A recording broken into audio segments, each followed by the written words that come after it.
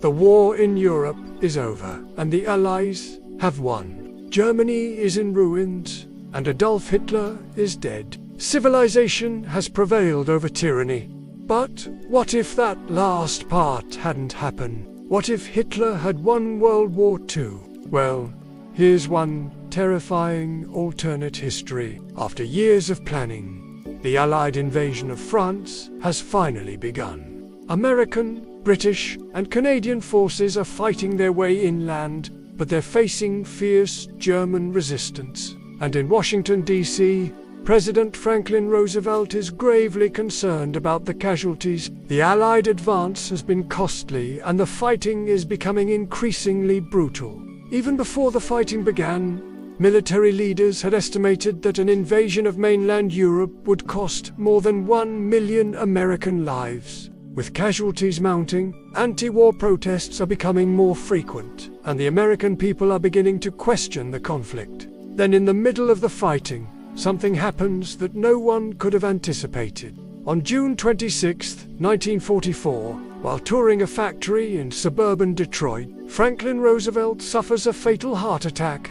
With the president dead, the responsibility for winning the war now falls to his vice president, a man with very different ideas about how the conflict should be fought, a man who will become infamous for his staunch isolationism. A man who in our timeline would later become the 33rd President of the United States, a man named Harry Truman. Truman comes to office at a very dangerous moment. With the Allied invasion stalled and casualties mounting, he has two choices: double down and commit more resources to winning the war, or pull back and focus on winning the peace. In our timeline, Truman chose to fight, and eventually the Allies did win. But in this alternate history, Truman makes a different choice.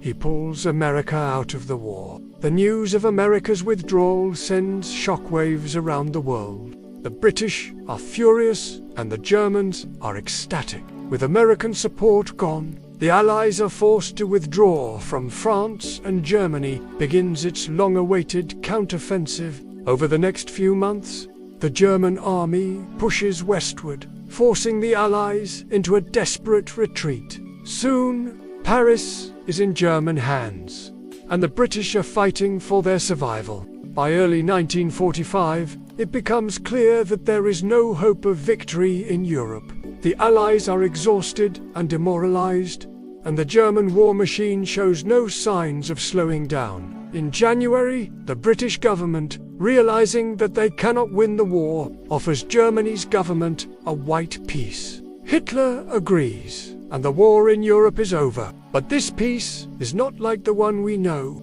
With American support gone, the British are in no position to demand the unconditional surrender that Roosevelt had demanded just months earlier. Instead, the victorious Germans dictate the terms. Much of France is ceded to Germany as a buffer zone. Britain is forced to recognize Italian rule over Egypt, and the Germans even gain territory in the Soviet Union, restoring much of the damage done by Operation Barbarossa. The grateful Italians reward the Germans by granting them control of the Austrian Alps, and the Germans quickly set about fortifying this new border region. Soon, the entire region is transformed into a heavily defended fortress.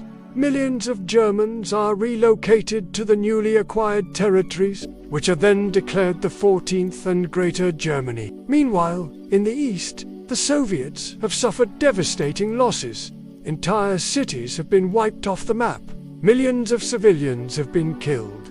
And the German alliance with Japan means that the Pacific Islands are lost to communism. With the war against Japan still raging, Stalin realizes that he needs allies. So he reaches out to the Americans, offering to end the conflict in the Far East. If the US will provide massive amounts of food, medicine, and industrial equipment, the Americans agree. And soon millions of tons of supplies are flowing into the Soviet Union. The grateful Soviets reward the Americans by ceding control of all of their eastern territories, including the Kuril Islands, giving the US control of the entire Pacific. In the west, the French, are furious at being abandoned by their American allies.